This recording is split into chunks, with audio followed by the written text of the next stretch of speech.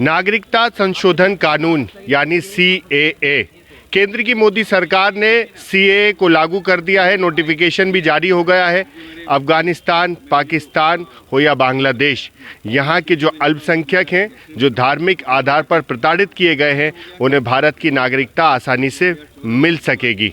इसको लेकर नोटिफिकेशन जारी हो गया है। 31 दिसंबर 2014 से पहले भारत आए लोगों को आसानी से नागरिकता मिलेगी, लेकिन पाकिस्तान के सिंध से कुछ लोग यहाँ पर भी पहुँचे थे और किस तरह से इसका सामना करना पड़ा था, कुछ प्रताड़नाएं भी आपके परिवारजनों ने झेली थी। किस तरह से आपको बताया गया, आपके बुजुर्गों ने, परिवारजनों ने, कौन लोग आपके पाकिस्तान में थे जो यहाँ पर आए थे और कैसे देखते इस कानून में? मेरा नाम भावना कलवानी है और जैसा कि अनेकता में एकता हिंद की विशेषता प्रसारित करने वाला भारत देश की इस मुहिम का, इस नियम का हम स्वागत करते हैं। और मैं ये बताना चाहूँगी कि जब भी हम अपने दादा दादी जी के साथ बैठते थे तो वो हमें बताते थे कि किस तरह से हमें पाकिस्तान से निकाला गया। हम लोग सिंध में रहते थे, उनकी वहाँ पर बहुत बड़ी प्रॉपर्टी थी, लेकिन उनसे वंचित करके उनको यहाँ जब लाया गया तब बेगानों की तरह अपने ही मुल्क में वो बेगाने हो गए थे। और मेरी दादी तो यहाँ तक बताती है कि हमें लड़कों के भेष में यहाँ पर लाया गया था और वैसे ही कपड़े पहनाकर यहाँ पर लाया गया।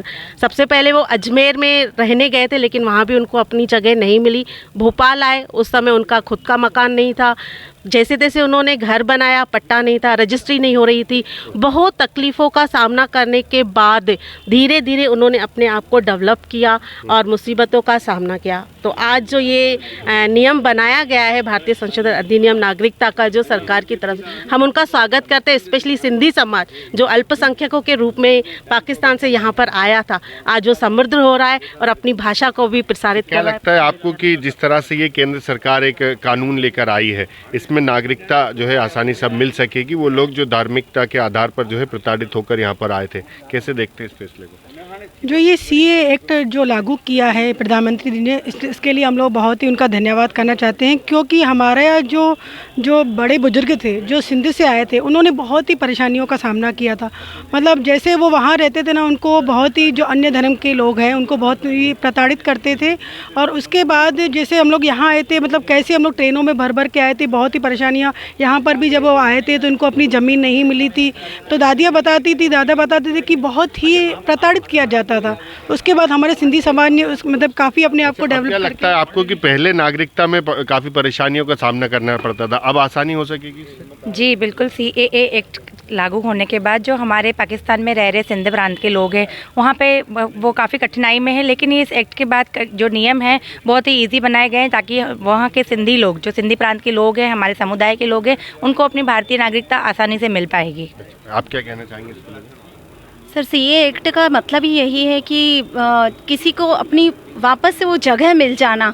जैसे विस्थापित हैं जो भी अल्पसंख्यक हम हैं, 6 धर्म के लोग, हिंदू, सिख, जैन, बौद्ध और ईसाई, इनकी जो अल्पसंख्यक हमारे अफ़गानिस्तान, पाकिस्तान और बांग्लादेश में रह रहे हैं, तो उनको भारतीय नागरिकता जल्दी से प्राप्त हो जाएगी और वो अपना जीवन बसर अच्छे से कर सकेंगे। और भी कोई लोग यहाँ पर मौजूद हैं जो पाकिस्तान से ही आए हैं। भाऊ जी, आप तो काफ़ी लंबा समय भी आपने वहाँ पर रहे हैं पाकिस्तान में, कैसी स्थितियाँ देखी थी आपने और यहाँ पर बैठे रही है, किससे स्थितियाँ आपने देखी थी आपने और क्या देखा था, और किस अब कैसे लगता है कि CAA आ गया है तो किस तरह से आसानी होगी? हमने पाकिस्तान में जो देखा है, तो गांधी जी ने, कृपलानी ने हमको बोला था हिंदुस्तान में आओगे तो आपको राज्य मिलेगा, स्टेट मिलेगी, लेकिन हमारे सिंधी समाज को जहाँ भी बसाया गया वो मिलिट्री कैंप से थी।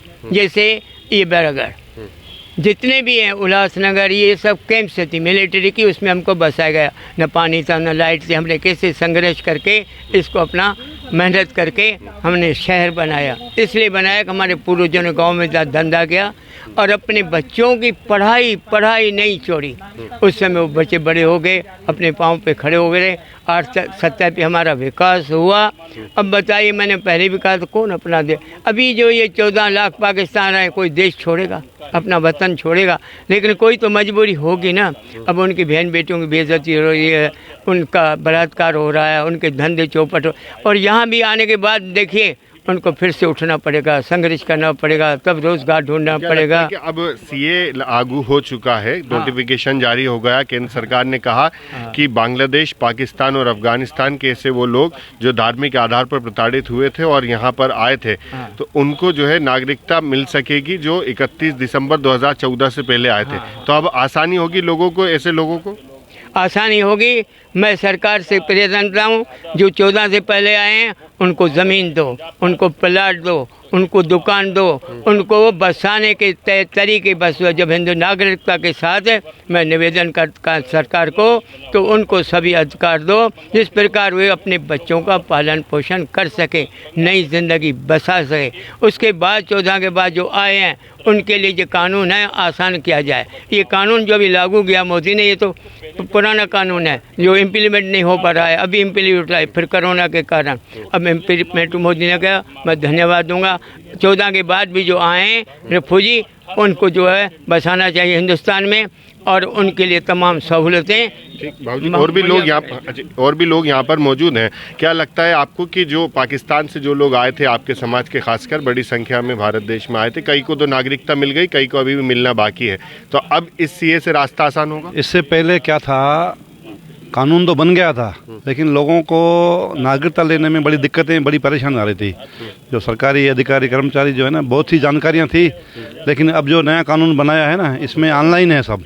ऑनलाइन बनने से जो है सुविधा हो गई है और लोगों को पूरी उम्मीद हो गई है कि हमको नागरिकता जल्दी मिल जाएगी। बिल्कुल, और भी लोग यहाँ पर हैं, उनसे बात करने की कोशिश करेंगे। सर, क्या लगता है कि सीए लागू होने के बाद में अब जो पहले कठिनाइयों से लोगों को सामना करना पड़ना था, अब उससे आसानी होगी?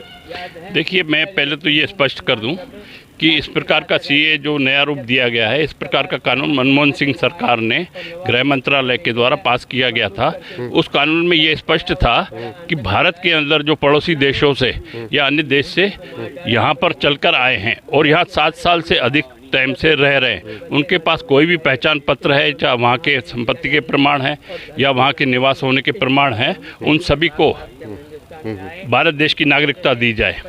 लेकिन उसी कानून को दूसरा रूप देके इन्होंने सीए का नाम देकर दूसरे रूप में यहाँ पर प्रस्तुत किया है। इसके सीधे सीधे ये लगता है कि केंद्र सरकार द्वारा अपने हित में वोट प्राप्त करने, क्योंकि वर्तमान में लोकसभा चुनाव आ रहे हैं। पिछली बार ही हम देखेंगे जो बंगाल के अंदर 42 सीटें हैं लोकसभा की, तो पहले 2 हुआ करती थी भारतीय जनता पार्टी की, और पिछले चुनाव में जब कहा था कि जो आए हैं विदेशियों से, जो दूसरे देशों से, हम उनको नागरिकता देंगे, तो उनको 18 लोकसभा सीटें मिली थी। उन सीटों को बरकरार रखने या बढ़ाने के लिए ये वर्तमान कानून एन समय पर लेकर आए हैं। और क्योंकि ये असम और पश्चिम बंगाल के अंदर जो लोग रहते हैं वो बहुतायत हिंदू वर्ग के हैं, लेकिन उसके साथ अन्य जातियों के भी लोग हैं। हम तो कहते हैं कि 14 साल की आप सीमा क्यों रख रहे हैं? अगर 20 साल 2020 में भी अगर वो आया है, या जो भी वर्ग का है, किसी भी जात का है, किसी भी समाज का है, वो अगर भारत में रह रहा है, उसकी जांच रिपोर्ट करने के बाद सभी को एक समान नागरिकता मिलनी चाहिए। नागरिकता भारत की आसानी से मिल जानी चाहिए। तो बिल्कुल, पाकिस्तान के सिंध से जो लोग आए या उनके परिवारजन यहाँ पर आए, उनका यही कहना है कि अब जो है सीए से रास्ता आसान होगा। जो पहले नागरिकता लेने के लिए काफ़ी परेशानियों का सामना करना पड़ता था, उससे आसानी होगी। और उन्होंने बताया कि किस तरह से उनके बुजुर्ग और परिवारजनों को पाकिस्तान, बांग्लादेश या अन्य देशों में किस तरह से प्रताड़नाएं झेलनी पड़ी थी, तब वो भारत आए और यहाँ पर नागरिकता ली है। कई को नागरिकता मिली और कई को अभी तक नागरिकता नहीं मिल पाई है। और ये भी मांग उनकी है कि ना सिर्फ 2014 से पहले बल्कि 2014 के बाद भी जो लोग आए हैं उनको भी भारत सरकार भारत की नागरिकता दे। भोपाल से TV9 मध्य प्रदेश छत्तीसगढ़ के लिए आमिर खान।